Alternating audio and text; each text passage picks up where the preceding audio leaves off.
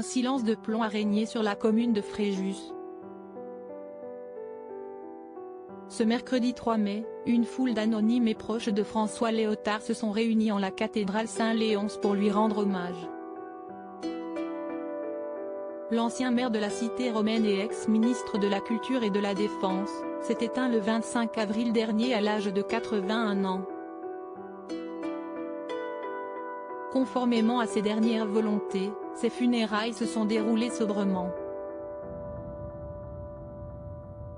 Nous respecterons la volonté d'Isabelle Léotard et son fils Marc-Antoine, si est-à-dire des obsèques sobres et sans connotation politique, a annoncé la mairie de cette commune du Var. Plusieurs anciens ministres proches de François Léotard n'ont pas hésité à faire le déplacement pour ce dernier au revoir. Ceci a notamment été le cas d'Alain Madelin, ancien ministre de l'économie, François Bayrou, ancien ministre de l'Éducation nationale, le sénateur de la Meuse Gérard Longuet et Philippe Douste-Blazy, ancien ministre des Affaires étrangères. Et difficile pour ses proches de contenir leur émotion.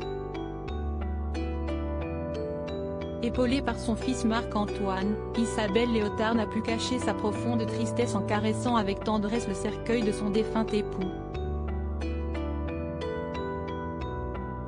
Lors de la messe, le curé de la cathédrale, le père Pierre Aguilar, a rendu hommage au serviteur François, qui a servi cette ville pendant 20 ans et 7 nations. À l'issue de cette cérémonie religieuse marquée par des chants corses, François Léotard a été inhumé dans le caveau familial, dans la plus stricte intimité, au cimetière Saint-Étienne à Fréjus. Supérieur à obsèques de François Léotard, l'ultime adieu de ses proches et de nombreuses personnalités politiques et François Léotard, l'hommage d'Emmanuel Macron. C'est avec une vive émotion qu'Emmanuel Macron a annoncé le décès de François Léotard sur son compte Twitter. Le chef de l'État, qui avait bénéficié en 2022 du soutien de l'ancien président de l'UDF et ex-ministre de la Défense de François Mitterrand, a rendu hommage à un esprit libre, un homme de livre et d'engagement. François Léotard a servi l'État et porté une grande idée de la culture. Son Var natal, la France qu'il a défendue, la République qu'il aimait éprouve aujourd'hui une grande perte, a-t-il écrit.